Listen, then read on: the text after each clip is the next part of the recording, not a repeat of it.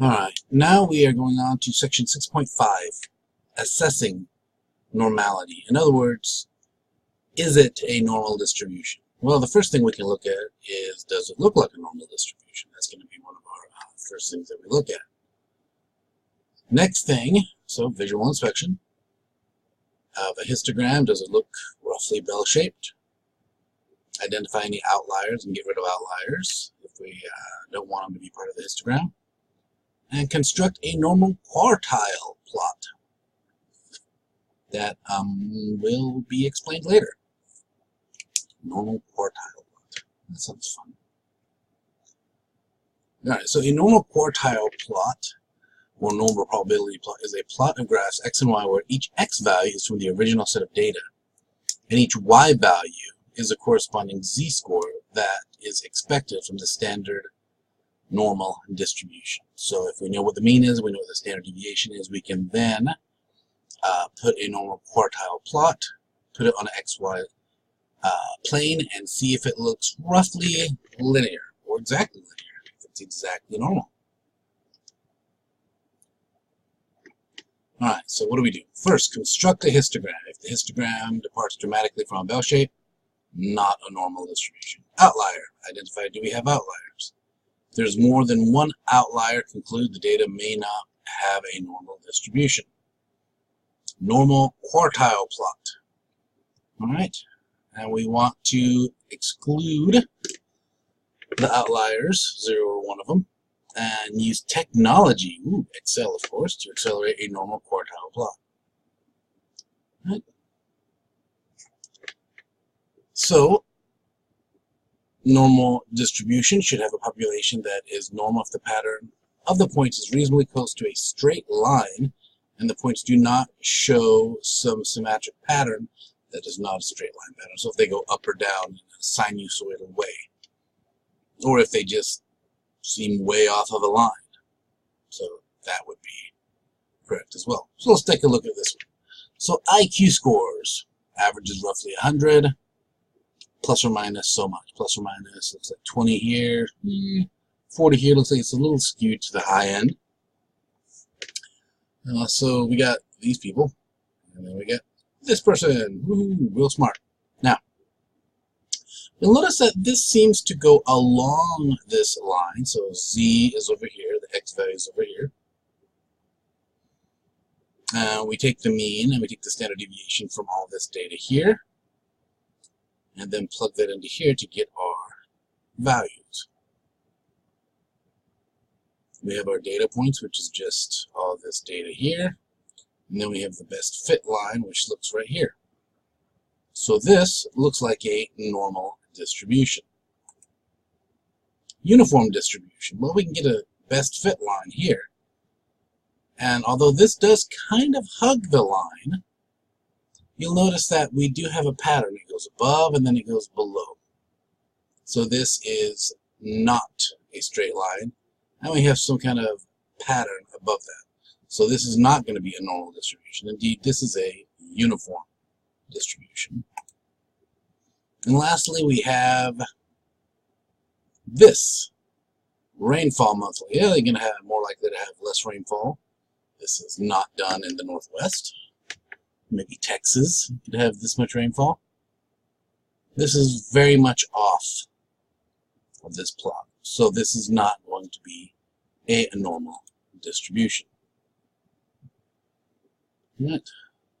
So let's take a look. This is just telling us what we want to do. We've already looked at that. And there are other tools that we could use. This Russian sounding name, Smirnov. I got that one. Anderson-Darling test. We're just going to look with what we have. So if we need to manually construct the normal quartile plots, first sort the data and arrange the values in order from lowest to highest. So if we have a sample size of n, proportion 1 over n for the samples. So 1 over 2n, 3 over 2n, 5 over 2n, and so on.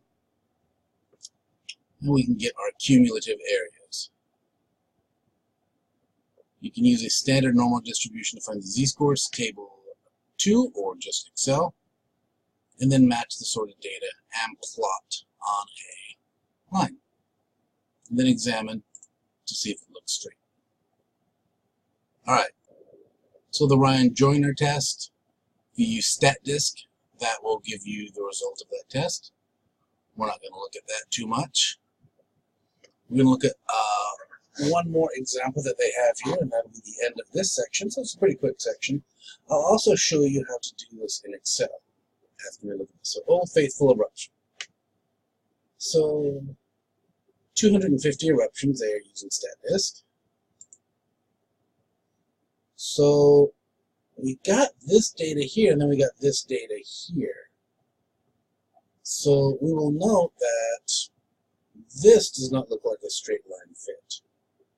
Now, if we were to isolate ourselves to just this data, it would be a better linear fit, but still not quite. See here, we have one thing here and we have one thing here. This is called a bimodal distribution. We have two modes, a mode here or a mode here.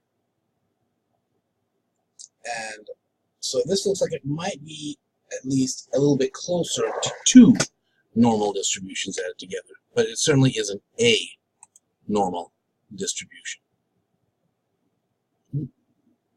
So the histogram is definitely skewed to the left, not bell-shaped. So the points on the normal quartile are far from a straight line. And so the 250 eruptions do not appear to be a normal distribution. So let's take a look at Excel. So we're going to look at the expected, and so this is hypothetical. So the expected rolls of 2d10 dice. So the sums could be anywhere from 2 to 20, and the frequency plot, 2, 3, 4, 5, 6, 7, 8, 9, 10 is going to look like this. It looks more like a triangle than a normal plot or a normal distribution. And so what I have here is this is my n all the way down here. And this is all my data. So I count up the frequency and I get this. My mean is going to be 11. The standard deviation will be 4.08. Standard deviation, the sample, the average of all this data here. And then my z-score, it's simply going to be this number minus my mean divided by my standard deviation. And so I plot n, or I plot z versus n, and I get this straight line here. And I can even add a trend line.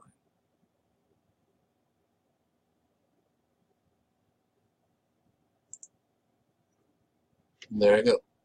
There's my trend line. It goes to it perfectly. All right. And lastly, we have data transforms. So we may have to plot the logarithm of a distribution.